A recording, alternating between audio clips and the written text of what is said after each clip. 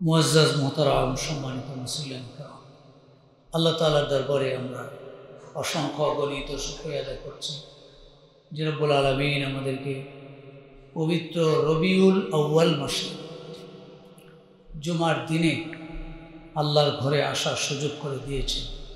কালেমাতুশ শুকর আদায় করি আলহামদুলিল্লাহ। রবিউল আউয়াল মাস আমাদের নবীর আগমনের মাস, সেই জন্য মুমিন খুশি থাকে।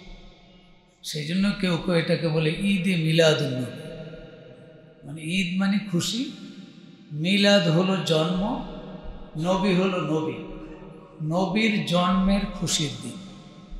তা আমরা বলি যে নবী এ মাসে আগমন করেছেন, এতে আমরা খুশি। নবী করিম সাল্লাল্লাহু আলাইহি সাল্লাম কি জন্য আসলে এটাও তো জানা লাগবে। নবী আসলেন, আনন্দ করলাম, জিলাপি খাইলাম, উৎসব করলাম, নতুন পোশাক পরিধান করলাম। অনেকে কিন্তু নতুন পোশাকও পরে, ঈদের দিন না, ঈদে মিলাদুন নবী মানে তো নবীর আগমনের দিন, ঈদ মানে তো খুশি, এলে পোশাক আশাক খানা খাদ্য এগুলি তো লাগবে, ঠিক আছে পরে। কিন্তু নবী কেন আসলেন এই প্রশ্নটা লাগবে না? না লাগবে না, ওইটাই তো আগে লাগবে, ওটাই জরুরি বেশি। সেই জন্য আল্লাহ রাব্বুল আলামিন কোরআনুল কারীমে 3 জায়গায়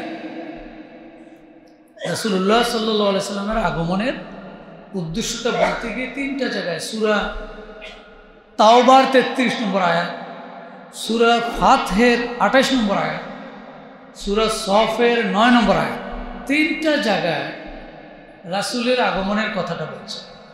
তাহলে এটার গুরুত্ব বেশি, সেই জন্য আল্লাহ তাআলা 3 জায়গায় একই কথা বলেছে। আল্লাহ বলেন, হুয়াল্লাযী আরসালা রাসূলাহু বিল হুদা ওয়া দীনিল হক লিইয়ুযহিরাহু আলাদ দীনি কুল্লিহি ওয়ালাউ কারিহাল মুশরিকুন। তিনি আল্লাহ যিনি তার রাসূলকে পাঠিয়েছেন হেদায়েত এবং সত্য দ্বীন সহকারে। কেন পাঠালেন? আয়াতের পরের অংশে আল্লাহ বলছেন, লিইয়ুযহিরাহু আলাদ দীনি কুল্লিহি, তিনি যেন এই দিনটা, যেই দিনটা আমি আল্লাহ দিয়ে দিলাম সত্য দিন, ওই দিনটাকে সকল দিনের উপরে, সকল মতাদর্শের উপরে, সকল আদর্শের উপরে বিজয়ী করতে পারে। সুবহানাল্লাহ। সকল ইজম মতাদর্শ পৃথিবীতে যা থাকবে সবগুলির উপরে তিনি যেন এজহার করতে পারেন। এজহার শব্দ আল্লাহ ব্যবহার, আজহারা ইউজহিরু, এজহার মানে হলো আগলাবা ইউগলিবু, এগলাব করা।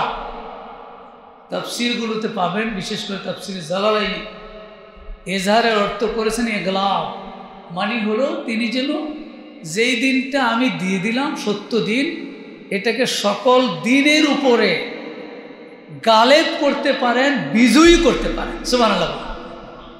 বিষয়টা কি বুঝলাম?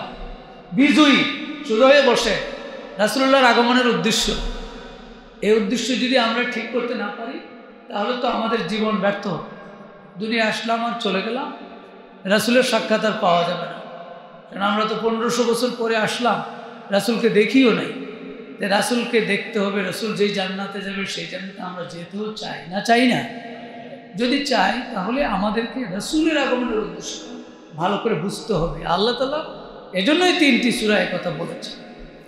আর ওয়ালাউ কারিহাল মুশরিকুন, আয়াতটা একটা লাস্ট অংশ, ওয়ালাউ কারিহাল মুশরিকুন, যদি রাসূল আল্লাহ প্রদত্ত দিনটাকে বিজয়ী করতে চান তাহলে মুশরিকরা পছন্দ করবে না অপছন্দ করবে? অপছন্দ করবে, এই কথা আল্লাহ বলছে। আপনি একটা দিন বিজয়ী করে ফেলবেন, ভালো দিন, সত্য দিনটা সমাজে বিজয়ী করবেন, আর মুশরিকরা আপনাকে সুযোগ দিয়ে দিবে, এটা চিন্তা করার সুযোগ নেই। আল্লাহ ক্লিয়ার করে দিয়েছে, পরিষ্কার করে দিয়েছেন, মুশরিকেরা, দ্বীনের বিরোধীরা, মুশরিকদের দোসরেরা এটাকে অপছন্দ করবে নানাভাবে, যে দিন যাতে বিজয়ী হতে না পারে। দিন মানা এক জিনিস, বিজয়ী হওয়া আরেক জিনিস। আল্লাহ কিন্তু এখানে বিজয়ের কথা বলছে। ধরেন আমাদের দেশে যদি ধরেন নামাজ পড়ে এই সংখ্যা 95 জন মুসলমান, আমরা তো মুসলমান মানি তো নামাজ পড়বে, আল্লাহর বিধান। কিন্তু নামাজ কি 95 জন মুসলমান নামাজ পড়ে? ইসলামিক ফাউন্ডেশনের জরিপে পাওয়া গেছে যে সারা বাংলাদেশে 5% মানুষ মুসলমান নামাজ পড়ে, তাহলে 90 জনই পড়ে না। আমরা তো দেখি মসজিদ ভরে গেছে, ভালো লাগে, ভালো যে মসজিদ ভরে গেছে 4 তলা 5 তলা, কিন্তু জরিপ বলে 5 ওয়াক্ত নামাজ পড়ে না মুসলমান 5% পাওয়া যায়, 90% এই 5 ওয়াক্ত নামাজ পড়ে। তাহলে দিনটা কি এখানে বিজয়ী আছে? বিজয়ী নাই। বিজয়ী থাকলে তো সবাই পড়তো, তাহলে বিজয়ী নাই। দিন মানে কিছু কিছু মানুষ দিন মেনে চলে, দিনের একটা অবস্থা আছে, কিন্তু রসুলকে তো এজন্য পাঠায় নাই। আল্লাহ বলছেন লিইয়ুযহিরাহু, দিনটাকে যেন তিনি বিজয়ী করতে পারেন। তাহলে রসুলের আগমনের মূল উদ্দেশ্য হলো দিন বিজয়ী করা। বলেন দেখি আমার সাথে কথাটা, রসুলের আগমনের মূল উদ্দেশ্য হলো দিন বিজয়ী করা, না দিন মানা? কোনটা? দিন বিজয়ী। মাসালাটা বুঝতে হবে, কারণ আপনি যত তাফসির খুলবেন, আমি তো তাফসির জালালাইন বললাম, তাফসিরে ইবনে কাসির, তাফসিরে মাআরিফুল কোরআন, তাফহিমুল কোরআন, যত তাফসির সারা দুনিয়ায় চালু আছে, প্রাচীন তাফসির, তাফসিরে তাবারি, অনেক প্রাচীন তাফসির, এই সবগুলি তাফসিরওয়ালারা এখানে ইজহারের অর্থ করেছেন প্রকাশ পাওয়া, বিজয়ী হওয়া। প্রকাশ পাওয়া মানে হলো বিজয়ী হওয়া। রাসূলুল্লাহ এই টার্গেটে আসছে, আল্লাহ তাআলা এটা জানিয়ে দিয়েছে। এই টার্গেটটা রসুল বাস্তবায়নের জন্য মক্কা চেষ্টা করেছেন, কিন্তু একটা এই বিজয়ী করতে হলে, একটা দিনকে, একটা মতাদর্শকে, একটা আদর্শকে সব জায়গায় বিজয়ী করে ফেলতে হলে একটা ভূখণ্ড লাগবে, একটা এলাকা লাগবে, একটা জায়গা লাগবে, একটা দায়িত্ব প্রাপ্ত হতে হবে, তাহলে কিন্তু আপনি বিজয়ী করতে পারবেন। নাহলে আপনি মানতে পারবেন, ধরেন আপনার অফিসে আপনি নামাজ পড়েন, 50 জন লোক অফিস স্টাফ আছে, 5 জন পড়ে নামাজ, বাকিরা পড়ে না, কিন্তু আপনার বলার কিছু নেই, আপনি আপনারটা পড়েন। এটা হলো দিন, আপনি মানতে পারলে বিজয়ী হয়নি। যদি 50 জনই নামাজ পড়ে, নামাজের ওয়াক্ত হয়েছে, আজান হয়েছে, জামাত শুরু হয়ে গেছে, সবাই নামাজ পড়তেছে, এটা তার রুটিন। খাওয়া যেমন রুটিন, অফিসের ডিউটি যেমন রুটিন, নামাজও তেমন রুটিন। এই রুটিনে যখন সবাই চলে আসবে মুসলমান, তাহলে দিনটা বিজয়ী হলো আর কি। তাইলে দিন বিজয়ী করতে গিয়ে রাসূলুল্লাহ মক্কা চেষ্টা করেছেন, কিন্তু তখনও তার দিনটা বিজয়ী হয় না। এই জন্য এটার জন্য একটা ভূখণ্ড লাগে, একটা নেতৃত্ব লাগে, একটা কার্যক্রম লাগে, পলিসি লাগে, নীতিমালা লাগে, আদর্শ লাগে, এই মিলে তারপরে দিনটাকে বিজয়ী করা যায়। এই জন্য বিশ্বনবী সাল্লাল্লাহু আলাইহি সাল্লাম মক্কা থেকে যখন চলে যান, তখন আল্লাহর কাছে একটা দোয়া করেছে। সূরা বনী ইসরাঈলের 80 নম্বর আয়াতে এই দোয়াটা আছে। আল্লাহ রাসূল দোয়া করেছেন, রব্বি আদখিলনি মুদখালা সিদকিন ওয়া আখরিজনি মুখরাজা সিদকিন ওয়াজআল লি মিন লাদুনকা সুলতানান নাসীরা। নবী দোয়া করলেন, আল্লাহ মক্কায় আমি থাকলাম এতটা দিন, 13 বছর, কিন্তু দিনটাকেই বিজয়ী করতে পারলাম না। দিনের সবগুলি বিধান আমি সমাজে দেখতে পারলাম না। আমি রওনা দিলাম মদিনার পথে, এমন একটি জায়গায় আমাকে নিয়ে যাও, রব্বি আদখিলনি মুদখালা সিদকিন, আমাকে মক্কা থেকে যথাযথভাবে বের করে দাও, আর মদিনায় আমাকে পৌঁছিয়ে দাও। ওয়াজআল লি মিন লাদুনকা সুলতানান নাসীরা, আপনার পক্ষ থেকে আমার জন্য একটি সাহায্যকারী এবং একটি সুলতান, একটি রাজত্ব দান করে দাও। সুবহানাল্লাহ। দোয়াটা আল্লাহ রাসূল পড়লেন কোন সূরা? সূরা বনী ইসরাঈল 80 নম্বর আয়াত। সূরা বনী ইসরাঈলের 80। সুলতান দাও আল্লাহ, সুলতান। সুলতান মানে কি? সুলতানের বাংলা তো বুঝবে না। সুলতান তো আমরা বলি বাদশাহ, সুলতান, অমুক সুলতান, অমুক সুলতান। আল্লাহ রাসূল সুলতান চাইলেন যে আল্লাহ, দিনটাকে যদি বিজয়ী করতে হয় তাহলে একটা সুলতানিয়ত লাগবে, একটা ভূখণ্ড লাগবে, সেখানে আমি আপনার দিনটাকে আমার মতো করে, আপনার নিয়ম অনুযায়ী, আপনার নির্দেশ অনুযায়ী পারব। আমি তো মক্কায় পারছি না, কিছু পারি, তাও যদি ভালো করে বলতে যাই, তায়েফে গেলাম একটু বলবো দিনের কথাগুলো, তারা গ্রহণ করে না, বরং আমাকে টর্চার, আমাকে নির্যাতন করেছে। এই পরিবেশটা পাইনি, আমাকে একটা ভালো পরিবেশ দিয়ে দাও যেখানে আমি তোমার দিনগুলো সবার কাছে বলতেও পারবো, কায়েম করাইয়া ছাড়বো, তাকে মানতে বাধ্য করতে পারবো। বলেন সুবহানাল্লাহ। এই দোয়া করলেন রাসূল। দোয়াটা ভালো না খারাপ? কোরআনের আয়াত, তো ভালো খারাপ বলার তো সুযোগ নাই, আল্লাহর আয়াত। রাসূল এই দোয়া করলেন, মদিনায় চলে গেলেন। মদিনায় গিয়ে তিনি চিন্তা করলেন, যেহেতু দিনকে বিজয়ী করতে হবে, তাহলে একটা রাষ্ট্রীয় কাঠামো প্রয়োজন। আসলে মক্কা যখন রসুল আসছেন, সেখানেও কিন্তু তেমন কোনো রাষ্ট্রীয় কাঠামো ছিল না, গোত্রভিত্তিক ছিল, এই গোত্রে একজন নেতা, এই গোত্রে একজন, এরকম ছিল। রাষ্ট্রীয় যে কাঠামো এটা ছিল। আর মদিনায়ও যখন গেলেন, সেখানে গিয়েও কিন্তু তেমন কোনো রাষ্ট্রীয় কাঠামো নেই। ওই আউস গোত্র, খাজরাজ গোত্র, এরকম গোত্রে নেতা, কিন্তু সকলকে একত্রিত করে একটা রাষ্ট্রীয় কাঠামো মদিনায়ও নাই। রাসূলুল্লাহ সাল্লাল্লাহু আলাইহি ওয়াসাল্লাম প্রথম গিয়ে চিন্তা করলেন একটা রাষ্ট্রীয় কাঠামো সেখানে দাঁড় করানো প্রয়োজন। সেজন্য তিনি সেখানে গিয়ে রাষ্ট্রীয় কাঠামো দাঁড় করানোর জন্য 6 দফা নীতিমালা ঘোষণা করলেন। কয় দফা? 6টি মূলনীতি বা নীতিমালা দিয়ে দিলেন, যে একটা রাষ্ট্রীয় কাঠামোর ক্ষেত্রে 6টি মূলনীতি আর 9 দফা সংস্কার। 6 দফা মূলনীতি, 9 দফা সংস্কার। চলে না এখন জায়গায় জায়গায় সংস্কার চলছে, সংস্কার হতে হবে আগে, অনেকেই বলে। তো সেই যে রাসূলুল্লাহ সাল্লাল্লাহু আলাইহি সাল্লাম 1500 বছর আগে আল্লাহর পক্ষ থেকে নির্দেশ পেয়ে তিনি 6টি মূলনীতি, একটা রাষ্ট্রীয় কাঠামোর 6টি মূলনীতি আর 9 দফা সংস্কার প্রস্তাব, সংস্কার কার্যক্রম দান করে দিলেন 1500 বছর আগে। তো রাসূলুল্লাহ যে এগুলো দিলেন, নিজের থেকে দিলেন না আল্লাহ থেকে? কারণ রাসূল হলো ওমা ইয়ানতিকু আনিল হাওয়া ইন হুয়া ইল্লা ওয়াহয়ুন ইউহা। আল্লাহ বলছেন যে আমার এই বন্ধুটা নিজের থেকে কিছু কথা বলে না, যা বলে আমি আল্লাহর পক্ষ থেকে। সুবহানাল্লাহ। এটা কোরআনে আল্লাহ বলছেন সূরা নাজম। তাহলে রাসূল যে কর্মসূচি যাই দিছেন, আমরা এটা শতভাগ বিশ্বাস করতে পারি যে এটা আল্লাহর পক্ষ থেকেই দিয়েছে।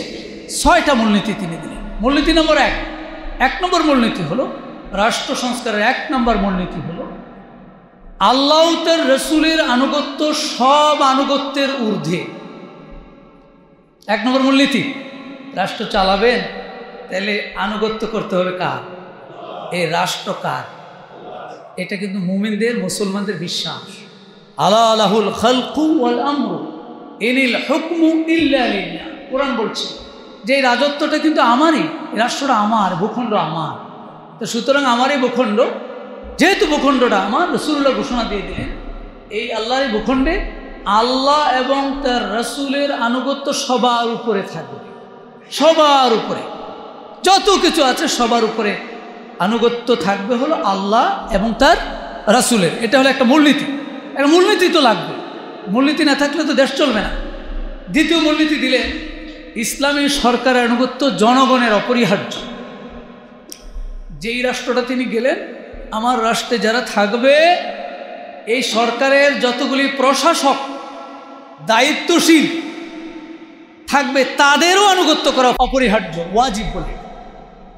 আল্লাহ এবং তার রাসূলের আনুগত্য তো ফরজ, আর এই আল্লাহ এবং তার রাসূল যাদেরকে দায়িত্ব দিবেন, জায়গায় জায়গায় দায়িত্ব দিতে হবে না, ওদেরও আনুগত্য করা ওয়াজিব।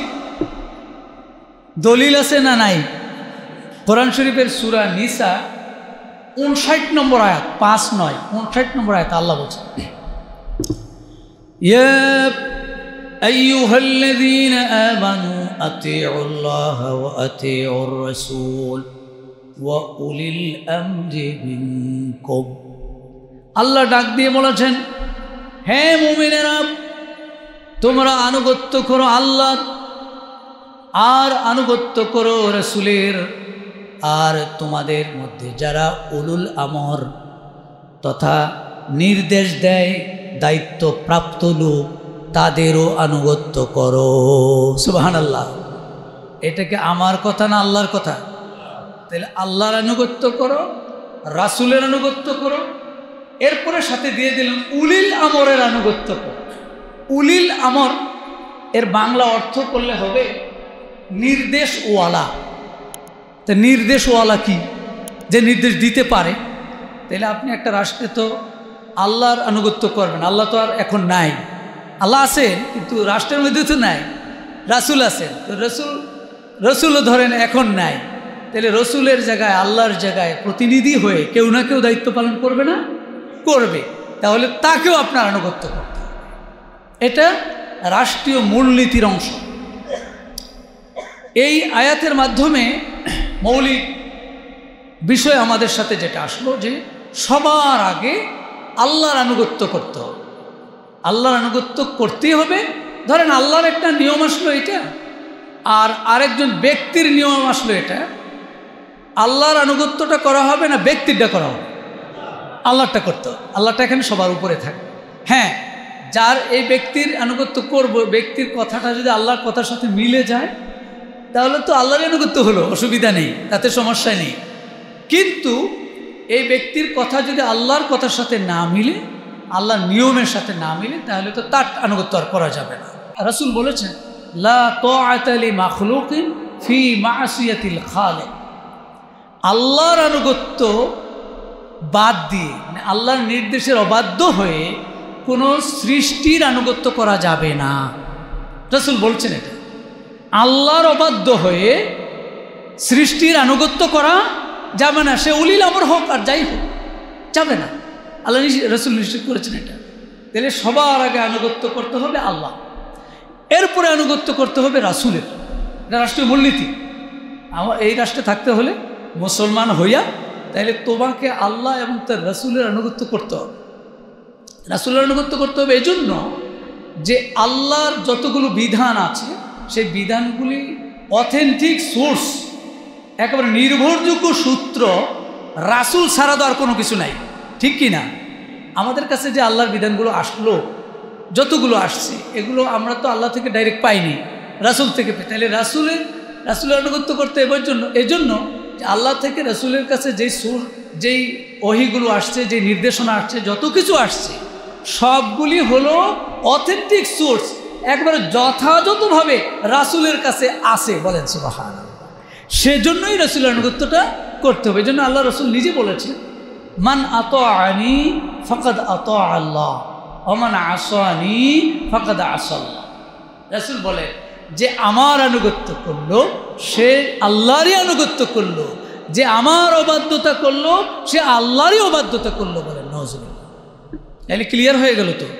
তাহলে যে কোনো রাষ্ট্রের রাসূল গিয়েই ঘোষণা দিলেন, শুনো, রাষ্ট্রের 1 নম্বর মূলনীতি হলো আল্লাহ এবং তার রাসূলের আনুগত্য করা। দ্বিতীয় মূলনীতি হলো আল্লাহ এবং তার রাসূলের পক্ষ থেকে নিয়োগপ্রাপ্ত যারা দায়িত্বশীল তাদের আনুগত্য করা। তাদের আনুগত্যটা ততক্ষণই করা হবে যতক্ষণ তারা যদি আমাদেরকে আল্লাহ এবং তার রাসূলের নিয়ম অনুযায়ী কথা বলে। এখন নেতা যদি আমাকে আল্লাহ এবং রাসূলের বিরুদ্ধে কথা বলে তাহলে তার কথা মানা যাবে? মানা যাবে না। রাষ্ট্রীয় মূলনীতি, ইসলামী রাষ্ট্রীয় মূলনীতি, রাসূল প্রদত্ত রাষ্ট্রের মূলনীতি। সেজন্য রাসূল এটা ক্লিয়ার করেছেন। সহিহ বুখারী ৭১৪৪, সহিহ মুসলিম ১৮৩৯, দুই জায়গায় হাদিসটি আছে। আল্লাহ রাসূল বলেন যে আলাল মারইল মুসলিমে আস-সামউ ওয়াত-তাআতু ফীমা আহাব্বা ওয়া কারিহা। একটা রাষ্ট্রের মুসলমান যে হবে তার দায়িত্ব হলো, তার উপর অপরিহার্য হলো সে যেন রাষ্ট্রের কথা, দায়িত্বশীলের কথা মেনে নেয় এবং আনুগত্য করে। ফীমা আহাব্বা ওয়া কারিহা, এই কথাটা, এই নির্দেশনাটা, এই আইনটা তার পছন্দ হোক অথবা না হোক, মানতে হবে তাকে। কতক্ষণ? ইল্লা আইয়ুমারা বিমাসিয়াতি, যতক্ষণ না সে আল্লাহ এবং তার রাসূলের বিরুদ্ধাচরণ, অবাধ্যতার দিকে আদেশ না দিবে ততক্ষণ তার নির্দেশ মানতেই হবে। ফাইদা উমিরা বিমাসিয়াতি, যখন নেতা আমাকে আল্লাহ এবং তার রাসূলের অবাধ্যতামূলক নির্দেশ দিয়ে দিবে, ফালা সামা ওয়ালা তাআতা, আল্লাহ রাসূল বলেন তার আনুগত্যও নাই, তার কথা শোনাও যাবে না। সহিহ বুখারী এবং মুসলিমের হাদিস। তাহলে এই সীমানাটা আল্লাহ রাসূল দিয়ে দিলেন প্রথম, যে শুনো, তোমরা আল্লাহ রাসূলের আনুগত্য করবে আর তোমাদের দায়িত্বপ্রাপ্ত লোকদের আনুগত্য করবে। সীমানা হলো আল্লাহ এবং তার রাসূলের আনুগত্য উইদাউট আর্গুমেন্ট, উইদাউট কন্ডিশন, শর্তহীনভাবে আনুগত্য করতে হবে। কেন আল্লাহ বললেন, কেন রাসূল বললেন, কেন বলার সুযোগ নাই। কিন্তু নেতা যদি হয়, নেতার ক্ষেত্রে কেন বলার সুযোগ আছে, এটা রাসূলুল্লাহ বলছেন যে নেতার ক্ষেত্রে কেন বলতে হবে। কেন? যে সে আল্লাহ এবং রাসূলের আনুগত্যের খেলাফ কোনো নির্দেশ, কোনো নিয়ম, কোনো আইন আমাকে দেয় কিনা। যদি দেয় তাহলে তো এটা মানা যাবে না। রাসূল বলছেন ফালা সামা ওয়ালা তাআত, তাহলে তার আনুগত্য করা যাবে না। এটা একটা মূলনীতি। দুটো মূলনীতি। তৃতীয় মূলনীতি দিলেন, সব দায়িত্বপূর্ণ ও প্রশাসনিক পদে মুসলিম নিযুক্ত হওয়া আবশ্যক। এটা একটা মূলনীতি। সব দায়িত্বপূর্ণ এবং প্রশাসনিক জায়গাটা একটু রাসূল ক্লিয়ার করলেন। সকল দায়িত্বপূর্ণ এবং প্রশাসনিক পদে, যেহেতু মুসলমানের রাষ্ট্র, সেখানে তারাই মূলত দায়িত্বপ্রাপ্ত হবে। কারণ হলো, ইসলাম সম্পর্কে অনভিজ্ঞ ব্যক্তি যদি ওই জায়গায় দায়িত্ব পেয়ে বসে, তাহলে সে তো ইসলামী বিধান বুঝবে না, ইসলামী আইন বুঝবে না, নিয়ম কানুন বুঝবে না। ফলে উল্টাপাল্টা কাজ করবে, শৃঙ্খলা বিরোধী কাজ করে বসবে, আল্লাহ রসুলের বিরোধী কাজ করে বসবে। হে বুঝবেই না যে উল্টাপাল্টা যে করতেছে, শিরিক হয়ে যাচ্ছে বুঝবে না, তারপরে বেদাত হচ্ছে বুঝবে না, মানুষের উপরে জুলম হচ্ছে বুঝবে না। সেজন্য প্রশাসনিক এবং গুরুত্বপূর্ণ পদে মুসলিম নিয়োগপ্রাপ্ত হবে। দেখেন, একটা যে মসজিদ, একটা মসজিদ, মসজিদের দায়িত্ব কারা পালন? এটা তো একটা ইসলামী রাষ্ট্রের বা ইসলামিক স্টেটের অন্যতম একটা প্রাণকেন্দ্র হবে কিন্তু মসজিদ। খেয়াল করছেন কি না? এত মসজিদে শুধু নামাজ পড়ে দৌড় মারে, কিন্তু মসজিদে শুধু নামাজ পড়ে দৌড় মারবে না, মসজিদেই হবে আজকের মহল্লার কার কি হয়েছে বলেন, আপনার কি সমস্যা, আপনার কি সমস্যা, আপনার পারিবারিক, আপনার অর্থনৈতিক, আপনার বৈবাহিক, মানে যত বিষয় আছে একজন একজন বলেন। রাসূলুল্লাহ ছিলেন, সবাই বলতো, তার সমস্যা সমাধান করতেন, পরামর্শ দিয়ে দিতেন। এটাই এভাবে পুরো সমাজ চলতো। এখন তো মসজিদে শুধু নামাজটা পড়েও খুব দ্রুত যাওয়ার চেষ্টা করে সবার ডিঙ্গিয়া। মসজিদ এমন না। এই জন্য আল্লাহ তাআলা সূরা তাওবার 18 নম্বর আয়াতে বলছেন, ইন্নামা ইয়া'মুরু মাসাজিদাল্লাহ মান আমানা বিল্লাহি ওয়াল ইয়াউমিল আখির ওয়া আকামাস সালাতা ওয়া আতাজ যাকাতা ওয়া লাম ইয়াখশা ইল্লাল্লাহ। নিশ্চয় আল্লাহর ঘর মসজিদকে তারাই পরিচালনা করবে, আবাদ করবে, যারা আল্লাহ এবং পরকালের প্রতি বিশ্বাস রাখে, নামাজ কায়েম করে এবং যাকাত দেয়, আল্লাহ ছাড়া আর কাউকে ভয় করে না। সুবহানাল্লাহ। তাহলে দেখেন, একটা রাষ্ট্রের মূল কেন্দ্র মসজিদ, মসজিদটাও চালাবে কারা? আল্লাহ ক্লিয়ার করে দিয়েছে। তার মানে হলো, গুরুত্বপূর্ণ এই দায়িত্বটা ওই মুসলমান লাগবে, যে আল্লাহকে মানে, পরকালের প্রতি বিশ্বাস আছে এবং নামাজও পড়ে, যাকাতও দেয়। এই জাতীয় কোয়ালিটি যারা আছে, এরকম লোকগুলি এই মুসলমানদের রাষ্ট্রটা পরিচালনা করবে। এটা একটা মূলনীতি আল্লাহ রসুল ঘোষণা দিয়ে দিলেন। এবং আল্লাহ তাআলাও এটা চান। আসলে আল্লাহও চান, আল্লাহর জমিনটা যেহেতু আল্লাহর, তাহলে আল্লাহর প্রিয় বান্দারাই চালাক। কি বলে? আল্লাহ কিন্তু চান। এখন প্রিয় বান্দারা যদি না আসে, তো আল্লাহর কী করার আছে? এই জন্য কোরআন শরীফে দেখেন, সূরা নূরের 55 নম্বর আয়াতে আল্লাহ বলে, ওয়া'দাল্লাহুল্লাযীনা আমানু মিনকুম ওয়া'আমিলুস সালিহাতি লা ইস্তাখলিফান্নাহুম ফিল আরদি কামা ইস্তাখলাফাল্লাযীনা মিন ক্বাবলিহিম।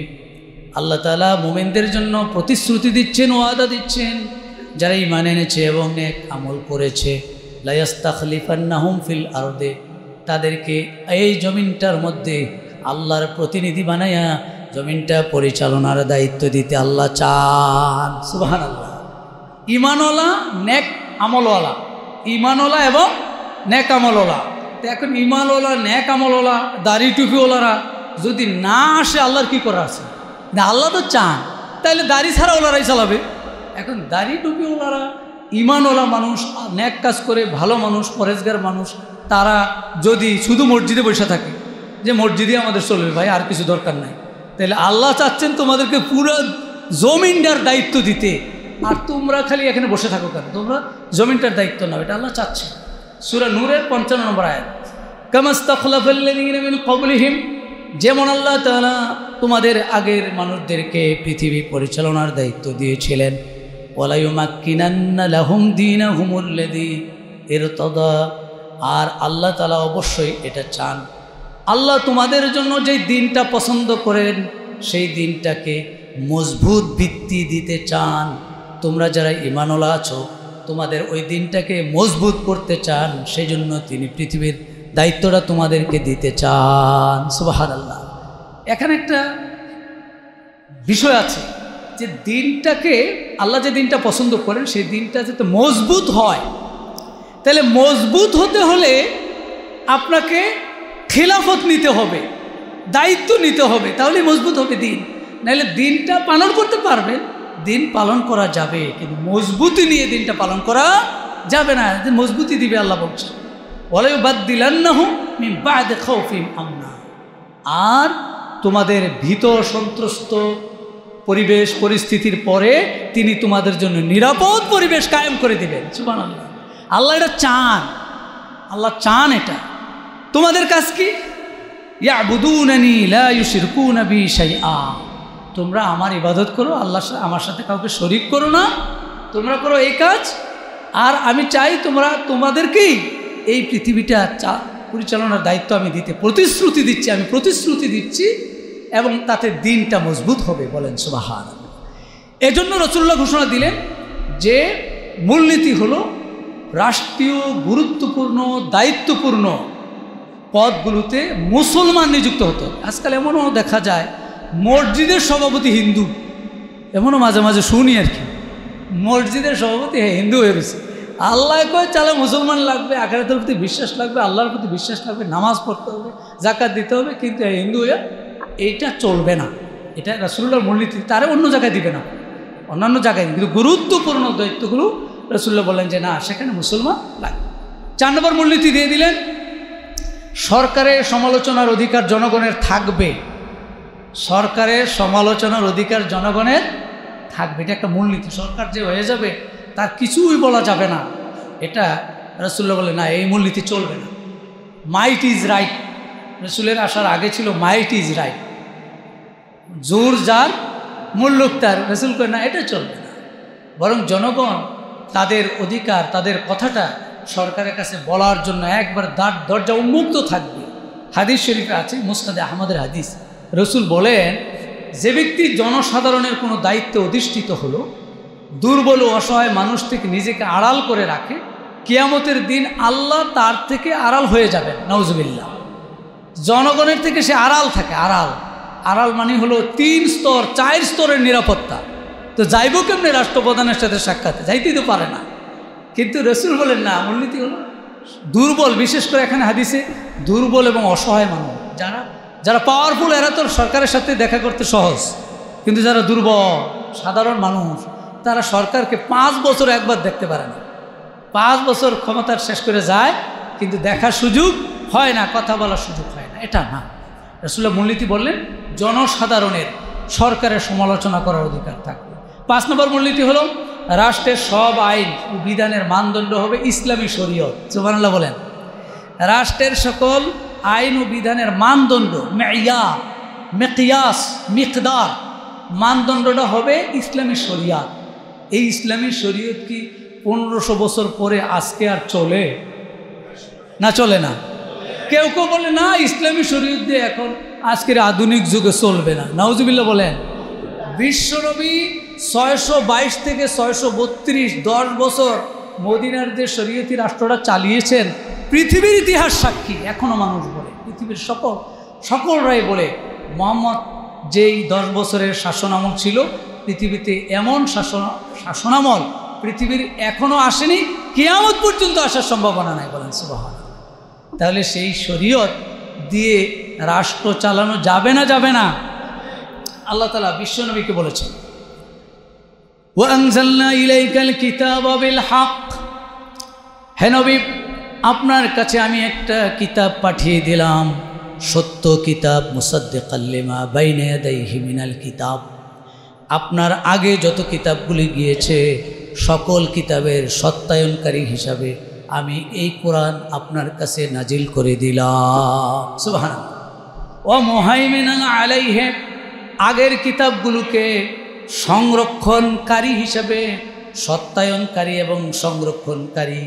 ওই কিতাব আগেরগুলিও ঠিক ছিল, এখনও যেই কিতাব আসছে আপনার কাছে এটাও ঠিক। ফাহকুম বাইনাহুম, অতএব আপনি মানুষের মধ্যে ফয়সালা করুন। বিমা আনজালাল্লাহ, আল্লাহ তাআলা যা নাজিল করেছেন তা দিয়ে আপনি ফয়সালা করুন। ওয়ালা তাত্তাবি আহওয়াআহুম আম্মা জাআকা মিনাল হক, আপনার কাছে যে সত্যটা এসেছে এই সত্য বাদ দিয়ে আপনি মানুষের মনের দিকে তাকাইয়া বিচার ফয়সালা করবেন না। সুবহানাল্লাহ। যেটা রাসূলের কাছে দেওয়া হলো সেটা দিয়ে ফয়সালা করতে বলা হয়েছে। এবং আয়াতের শেষ অংশে আল্লাহ বললেন, লিকুল্লিন জাআলনা মিনকুম শিরআতাও ওয়া মিনহাজা, আমি যুগে যুগে প্রতি যুগে সব মানুষের জন্য আমি আমার পক্ষ থেকে শরীয়ত পাঠাইয়া দিলাম। রাষ্ট্রীয় মূলনীতি হবে কি? রাষ্ট্র চলবে, সকল আইন কানুনের ভিত্তি হবে, মানদণ্ড হবে ইসলামী শরিয়ত।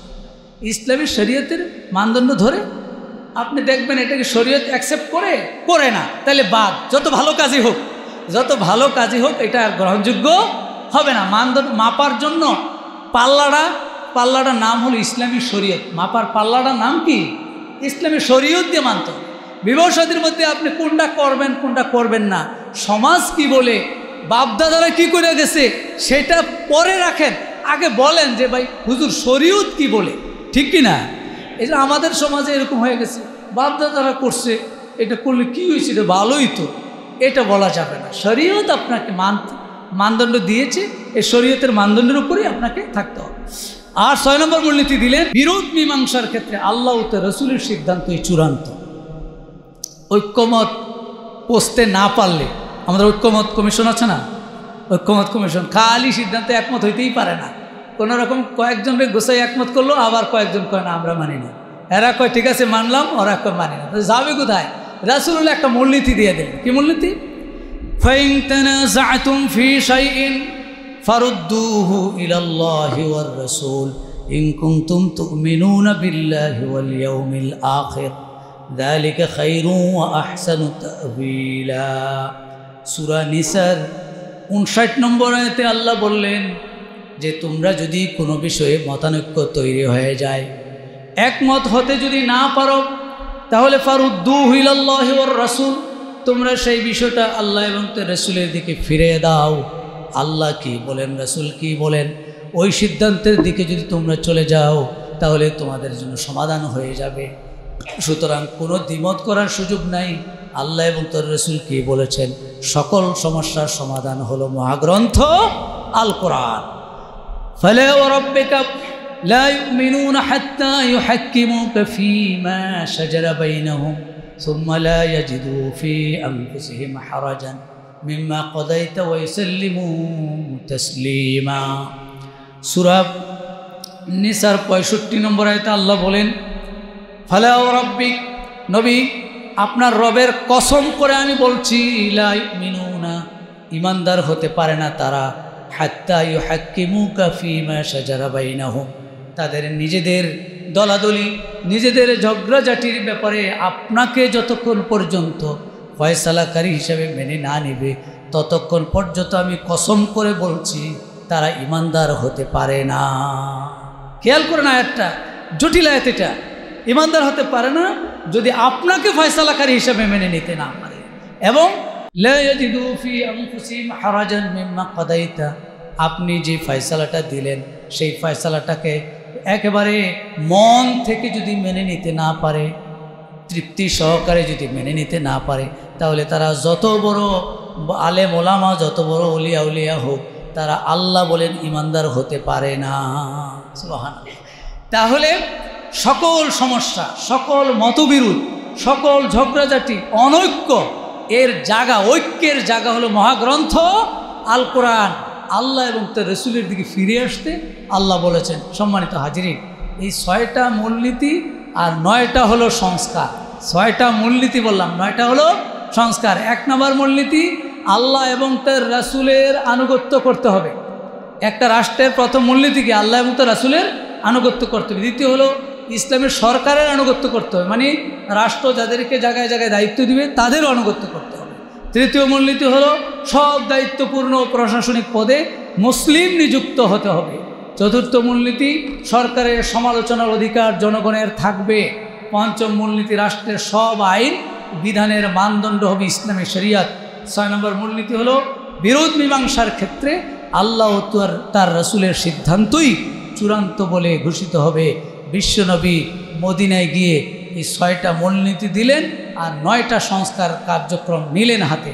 সংস্কার কার্যক্রমগুলি আমাদের টাইম শেষ, আমরা ইনশাল্লাহ সামনে আলোচনা করব। আল্লাহ রাব্বুল আলামিন বিশ্বনবী মুহাম্মদ রাসূলুল্লাহ সাল্লাল্লাহু আলাইহি সাল্লামের আগমনের উদ্দেশ্য যথাযথভাবে উপলব্ধি করে আমরা যেন রাসূলের আদর্শ অনুসারী হতে পারি। সবাই বলি আমিন। আসসালামু আলাইকুম ওয়া রাহমাতুল্লাহি ওয়া বারাকাতুহু।